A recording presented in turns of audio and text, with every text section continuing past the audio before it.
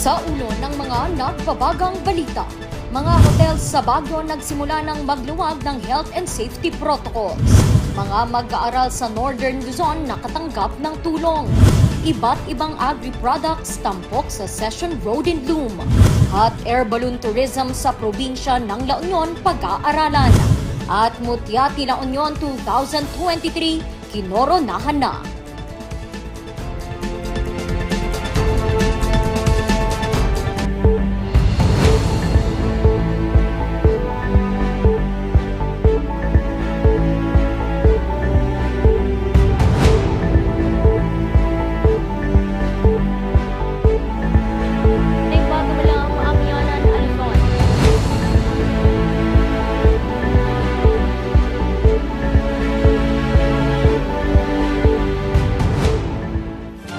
Bagmalam, Amyanan, Luzon.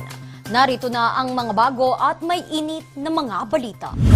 Inaasahang mas makakabawi na ang mga hotel sa Baguio dahil sa ibinabang advisory ng Department of Tourism na pagluluwag sa mga health and safety protocols ng mga establishmento.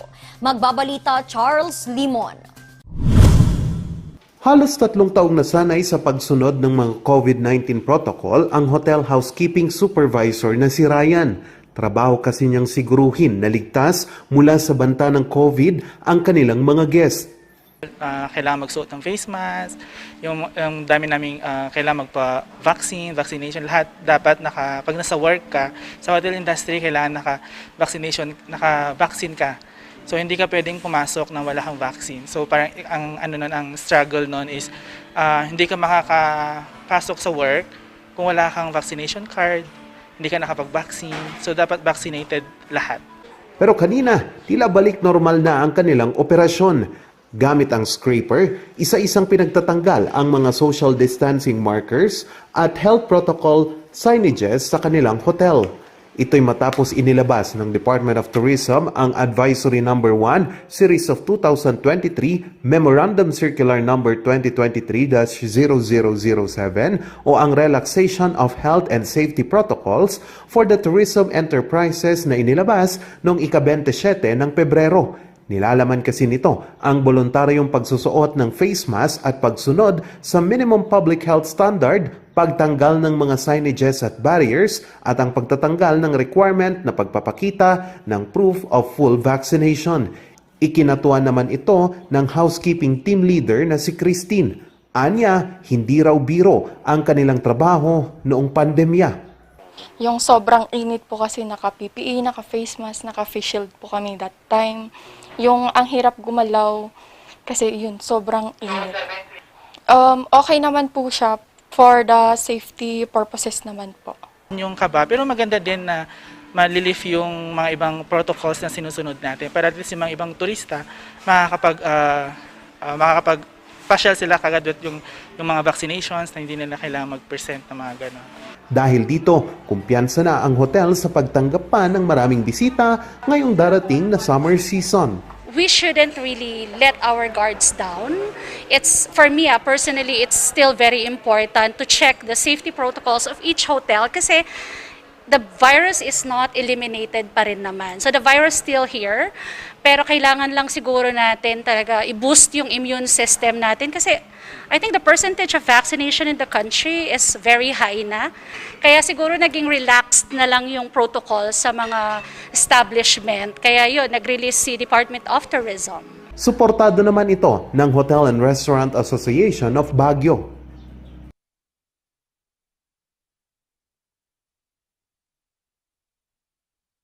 It now gives us more or less lateral decision, no? Magkakaroon kami ng decision na kung kasi dati we had to wait for guidance bago kami makapag-relax ng aming mga protocols. But with this, it is now upon us, no, to come up whether to further relax or maglagay lang ng konting requirements para sa ganun ay alam mo pa rin at safe pa rin yung property mo. Naabot na din kasi ng tourism industry ng lungsod ang 100% vaccination rate laban sa COVID-19. Kumpiyansa na rin ang ilang turistang mamasyal sa lungsod. really help, lalo na yung mga business owners natin. And at the same time, sa general public na maramdaman naman na we're finally free from the fear na we will be infected by the virus. Ang naturang advisory ng ahensya ay maaari pa ring magbago depende sa COVID situation ng local government unit at mga pinapairal nitong mga guidelines. Charles Nicolimon para sa Luzon Headlines. Nananatiling prioridad ng mga LGU at iba pang mga pribadong sektor ang mga programa para sa mga mag-aaral. Narito ang balita. Mga bagong tsinelas para sa mga chikiting ng Daligan Elementary School sa Kiangan, Ifugao ang inihandog ni Aurelio Agkawili, isang propesor mula sa Estados Unidos. Isang bagong community district library rin ang kanyang itinayo kung saan libreng matutong magbasa ang mga estudyante. Sa Dagupan City, Pangasinan naman, mismong si Mayor Belen Fernandez ang nagbasa ng mga kwentong pambata sa mga mag-aaral ng Oak Ridge International School. Ito ay para sa taunang Read Almost All Day event ng nasabing paaralan. Mas mabilis at malawak na pagkuha naman ng mga impormasyon ang hatid ng Wi-Fi project ng Supreme Pupil Council at Supreme Student Government ng ginawang elementary school sa Mankayan, Benguet sa mga kapwa mag-aaral. At sa selebrasyon ng World Hearing Day ngayong araw, libreng check-up ang hatid ng Region 1 Medical Center para sa mga mag-aaral ng Miniente Bag Elementary School sa Santa Barbara, Pangasinan. Bukod dito, libreng kaalaman din tungkol sa tamang pag-aalaga ng tenga ang inihandog sa mga mag-aaral at magulang. Randy Guzman para sa Luzon Headlines. Tampok naman sa Session Road in Bloom ang isang stall na nagbebenta ng mga organic at vegetarian na mga produkto. Silipin yan kay Jose Robert Inventor. Buhay na buhay ang kahabaan ng Session Road in Bloom sa ikalima nitong araw. Samot-saring mga produkto ang makikita. Tulad ng isang stall na ito sa Lower Session Road. Alok kasi nila mga fresh from the farm na mga produkto. So yung mga products po namin dito is yung mga organic vegetables and then yung mga healthy options na meals and snacks po and then mga processed products. Bukod sa sariwa, organic din ang mga ito. We promote organic products kasi maraming mga mga senior citizen, may marami nang nagiging health conscious. Ilan sa mga produkto nila ay veggie siopaw at crispy mushroom. Ito po yung isang mabilis sa amin, non-sugar oatmeal cookies. So yung ashitaba kasi pampababa ng cholesterol. So pwede po siya sa mga diabetic, sa mga gustong magpababa ng cholesterol. Ito po, vegetarian siopaw. Yan, vegetarian siopaw, carrots, patatas, veggie meat po siya. So sa mga vegan, pwede po ito. And then meron din po itong crispy veggie. Yan po. So halunay po siya or spinach na fry and then yun, hindi siya crispy po ito, hindi po siya oily kasi garbanzos flour yung ginamit namin na hindi siya sumisipsip ng mantika. Pero isa sa mga bago nilang produkto ang Blue Egg. So itong Blue Egg naman galing kasi siya sa Ameraucana breed na chicken. So yun kasi yung produce nilang egg. So Australian breed po siya. So ito free range kasi siya. Hindi po siya yung nakakulong lang. Kaya ito po yung pinagkaiba naman sa mga commercial na Mula kasi nakakulong ito lang. sa isang klase ng free-range na manok na Araucana na matatagpuan lang sa bansang Chile. Actually kasi kailangan din ng mga animals kasi ang exercise. Kasi pag nakatayo lang sila, uupo, wala silang ginagawa, yun nga nai-stress sila. Agaw pansin rin sa kanilang stall ang paisalis o Cape Gooseberry. Native raw ito sa bansa pero kadalasang hindi ito napapansin. Yan, ito pong physalis, ito din po yung isa sa mga bestseller namin. So, physalis or Cape Gooseberry.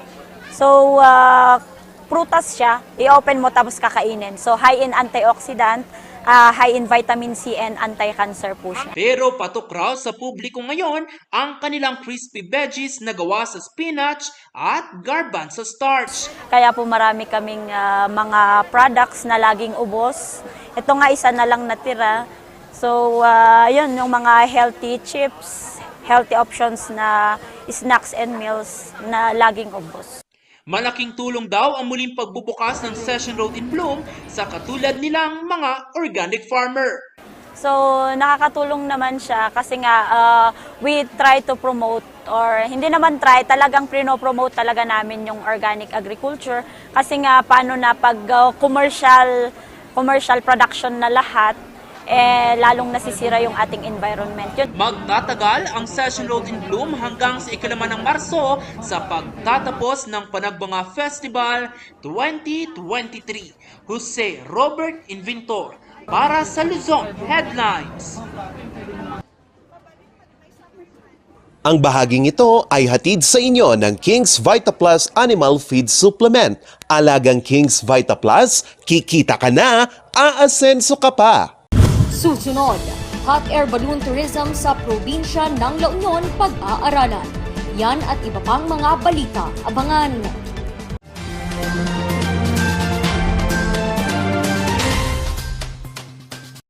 Sa mga mahal nating OFW na nagpaplanong mag-alaga ng hayop bilang karagdagang pangkabuhayan, alam nyo ba na ang King's Vita Plus Animal Feed Supplement isa sa mga pinagkakatiwalaang produkto ng Animal Backyard Raising? Sa pamamagitan ng King's Vita Plus Animal Feed Supplement, mabilis ang kita dahil makapagbigay ito ng mas mabilis na pagbigat at paglaki ng mga inaalagaang hayop. Ito'y dahil sa mga benepisyong hatid ng King's Vita Plus Animal Feed Supplement tulad ng pampalakas ng mga buto, pampabigat ng timbang, pampadami ng gatas ng kambing at baka, mabilis na paglaki, proteksyon ng mga sakit, maiwasan ang dehydration at energy booster, pampagana sa pagkain dahil puno ito sa vitamins at minerals, electrolytes, calcium at D3, amino acid at enzyme, omega-3 at probiotics. Sa paggamit, i-mix lang ng 1 kutsara sa 1 galon ng tubig o 1 kutsara sa 3 kilo ng feeds at ibigay ito araw-araw. Huwag mag-alala dahil wala itong overdose. King's Vita Plus Animal Feed Supplement, mabibili sa mga Agrivet stores.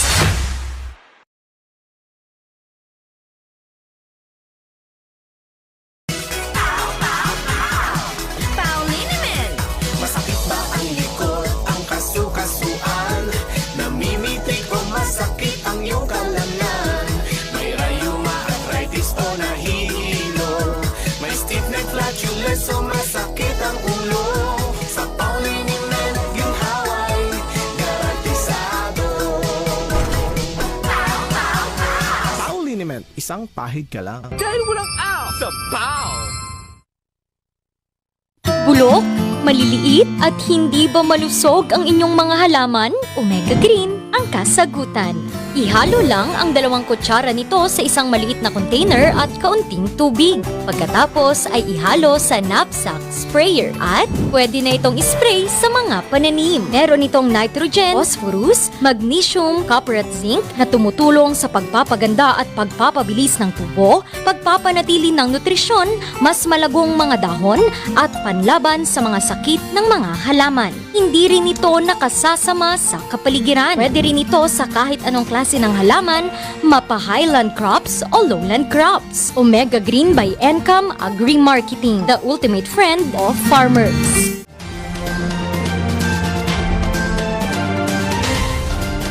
Matapos ang pagbisita ng Lubao International Balloon Festival sa probinsya ng La Union, pinag-aaralan na kung maaaring magkaroon ng probinsya ng Hot Air Balloon Festival. Magbabalik sa report, Charles Limon.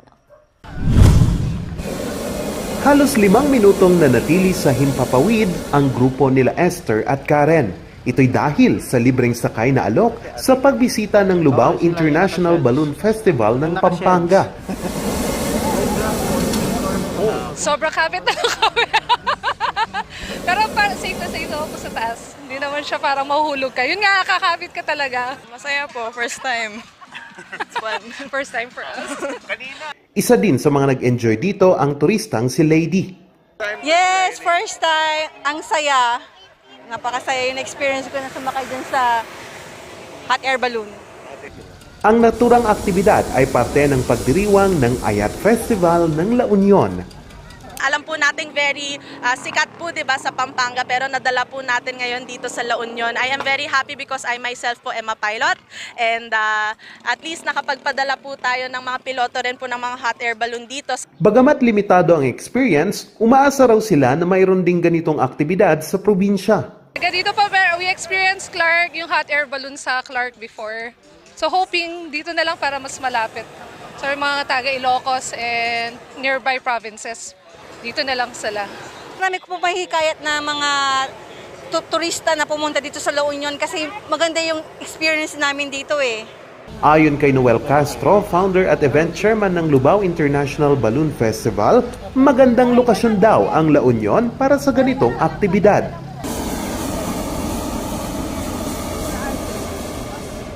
Pero may possibility, magsa-survey pa kami ng ibang lugar ninyo rito sa La Union.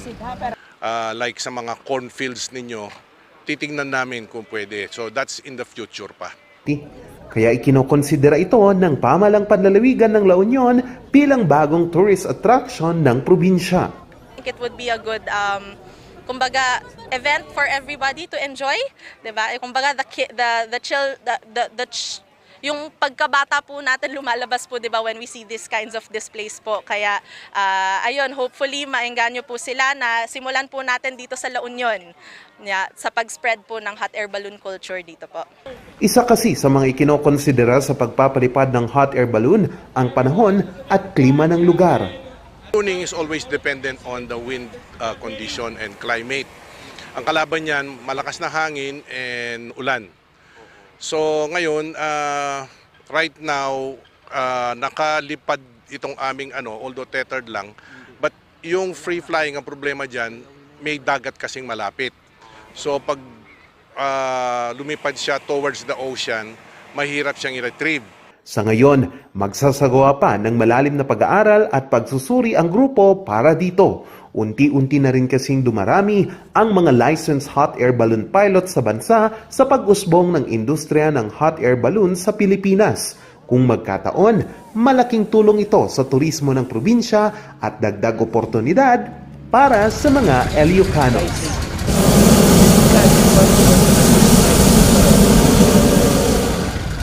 Charles Nicolimon para sa Luzon Headlines. Iba't ibang tulong pinansyal naman ang ibinahagi ng mga LGUs sa Bani at Alaminos, Pangasinan. Magbabalik sa report, Jose Robert Inventor. Abot langit ang ngiti ng 200 mga magsasaka sa Alaminos City. Ngayong araw kasi nakatanggap ang mga ito ng fertilizer voucher mula sa pamahalaang lungsod. Naglalayon itong makatulong sa mas masaganang ani ng mga magsasaka sa lungsod. Ang nasabing fertilizer voucher ay nagmula sa Department of Agriculture Region 1 sa ilalim ng National Rice Program. Dumalo sa nasabing distribusyon si Alaminos City Mayor Art Brian Celeste. Samantala sa Bani, Pangasinan, nakatanggap ang higit 400 stall owner ng Nooy Bani Public Market. Matatandaan kasi na natupok ang mga ito noong Disyembre 29 noong nakaraang taon. Ang nasabing financial assistance ay makatutulong umano bilang pandagdag kapital ng mga nasalanta sa nasabing sunog. Jose Robert Inventor para sa Luzon Headlines. Pag ikaw ba ay empleyado at ikaw ay nabuntis kahit wala kang asawa, pwede ka bang tanggalin ng employer or suspindihin ng employer on the ground of immorality?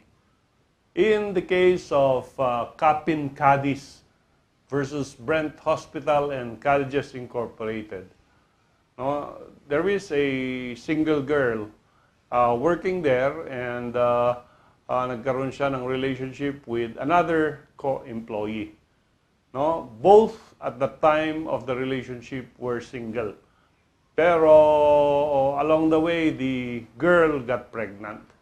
At dahil sabi ng school, we have a high standard of morality dito sa ating eskwelahan, you should be suspended, and after investigation, you will be found guilty, then you will be dismissed from your employment. Of course, yung nangyari is, na-suspend, na-dismiss, so nagpunta siya sa ating Supreme Court. Is it really a violation of morality pag ikaw ay pregnant during your employment? At ang sabi ng Korte Suprema, it is clear that getting pregnant, no, out of wedlock, meaning ikaw ay single, by itself does not constitute immorality unless yung immorality na yan as defined in the school manual, nasa policies and regulations na pinirmahan ng empleyado nung siya ay pumasok sa trabaho, kung very specific na pag ikaw ay nabuntis during the course of your employment ay tatanggalin ka, then sabi ng Supreme Court, by itself, it is not a ground for suspension or dismissal from employment. Iba-iba kasi ang standards of morality, iba-iba ang perspective. What may be moral for you may not be moral for one. So, kailangan, sabi ng ating Korte Suprema, i-specify nyo kung ano yung definition ng immorality, and you cannot just use the word immorality as a general term, no? Hindi mo pwedeng ilagay sa handouts, sa rules and regulations na you can be dismissed for immorality, period. Kailangan i-define nyo ano yung mga klaseng acts which constitute immorality. So, yan ang ating decision doon sa Capin-Cadiz versus Brent.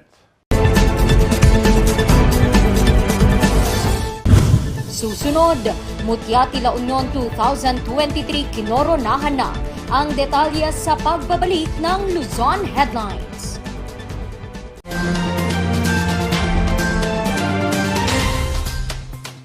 Sa milk din ng batang 90s, tara't atin ang itrahay. Ang batang 90s milk tea, di ka magsisisi, promise. Sa milk din ng batang 90s. Bizarre Music offers a complete line of musical instruments.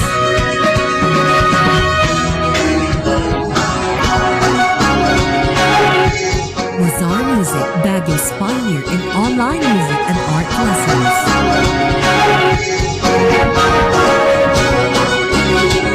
Bizarre Music, bringing music closer to your hearts.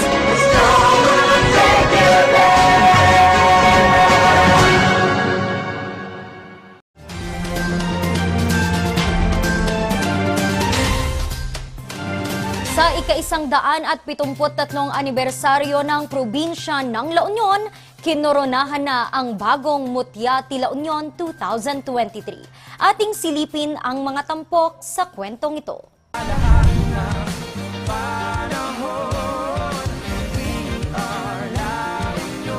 Opening dance number pa lang, pinainit na ng 20 naggagandahang mutya mula sa iba't ibang bayan at syudad ng La Union ang entablado kahapon sa Poro Point Baywalk para sa Mutya ng La Union 2023. Flawless at full of confidence silang rumampa sa harap ng mga judges at manonood para sa swimsuit competition. Full of grace din nilang ipinakita ang lakad at postura, suot naman ang mga evening gowns. Bago naman i-anunsyo ang mga nakapasok sa top 10, ay hinarana muna ng aktor na si David Licauco ang mga manonood.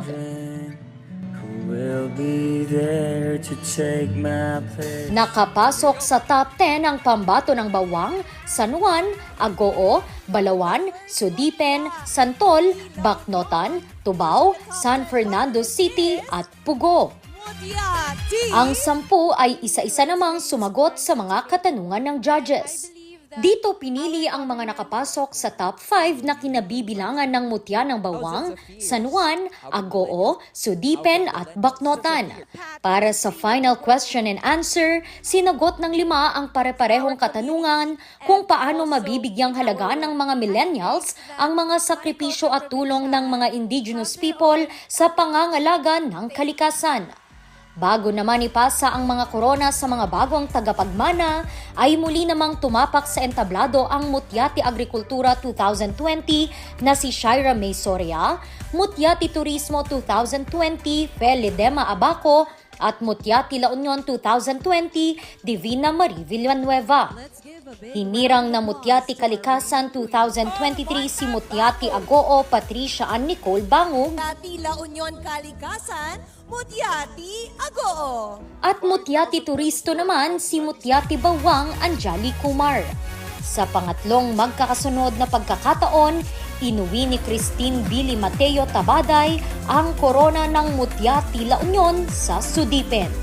Randy Guzman para sa Luzon Headlines. Back-to-back win for Sudipen! At yan ang mga balitang nakalap ng Luzon Headlines ngayong araw. Muli, maraming salamat at magandang araw sa ating lahat. Happy weekend!